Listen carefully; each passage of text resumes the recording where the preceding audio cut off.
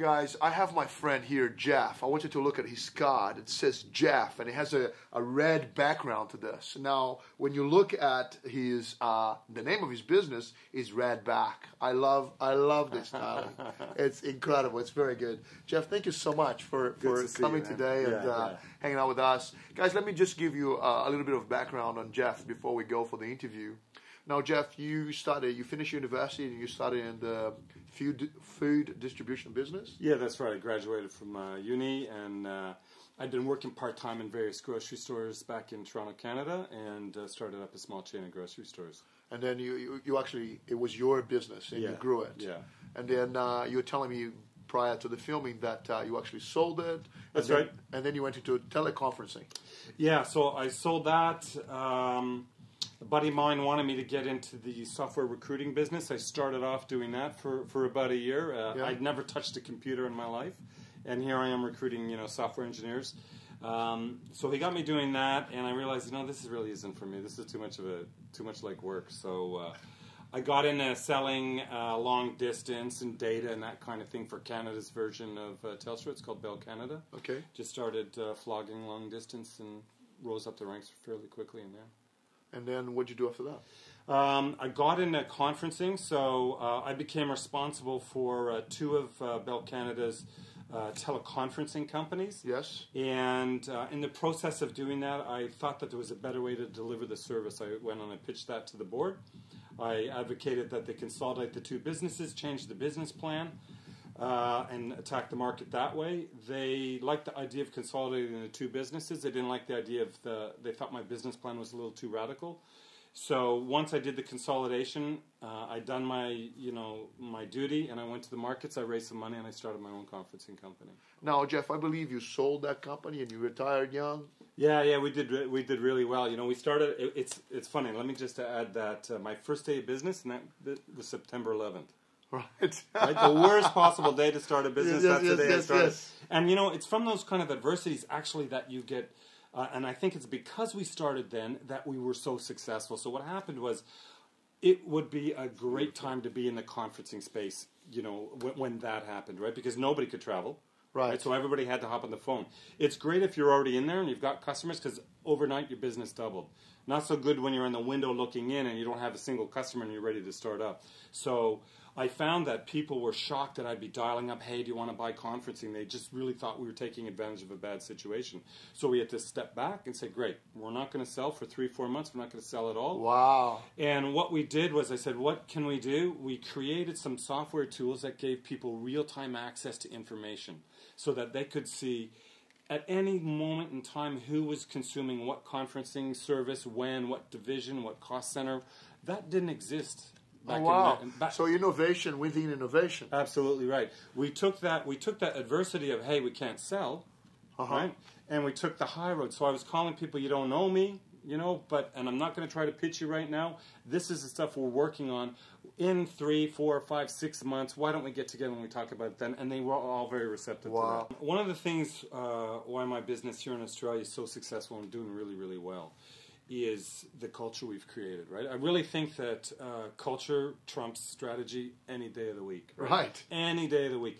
Our single greatest differentiator in business is the people that are delivering the service, that are working, right? And so I need the culture to get the people, to get the customers.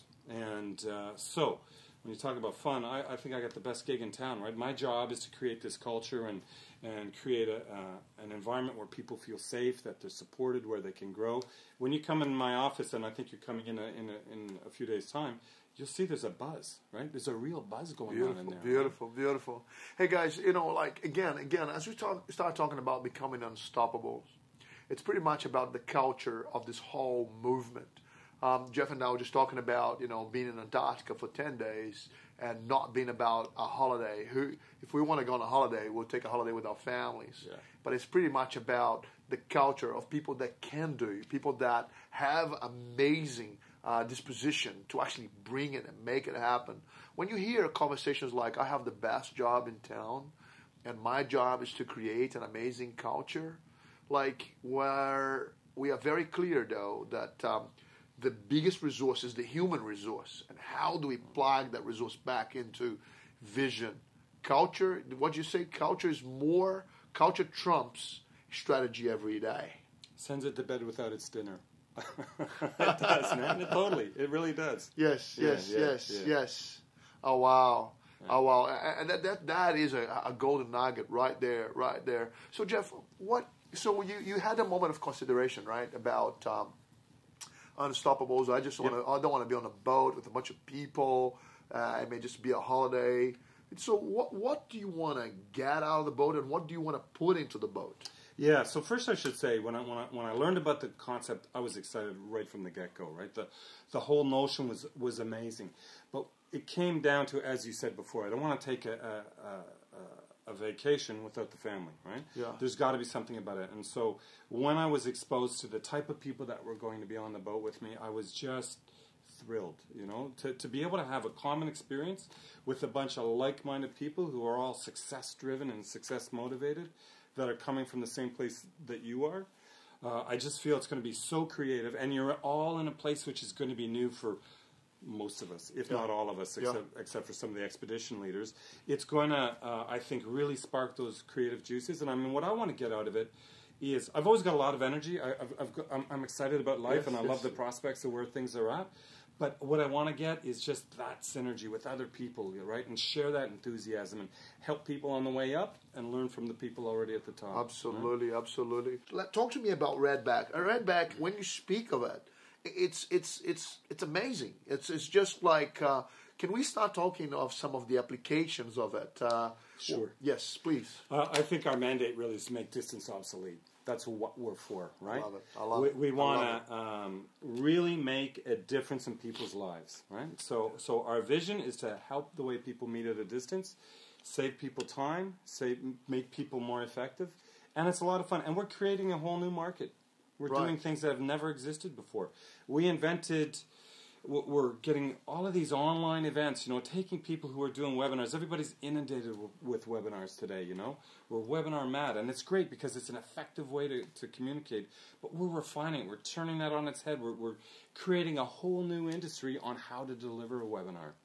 We're already the #1 service provider of online events in all of Australia. We've only been doing it for a couple of years. We provide, I would say, 8-10 different webinars a month. On just pure content, information that the business world is interested in.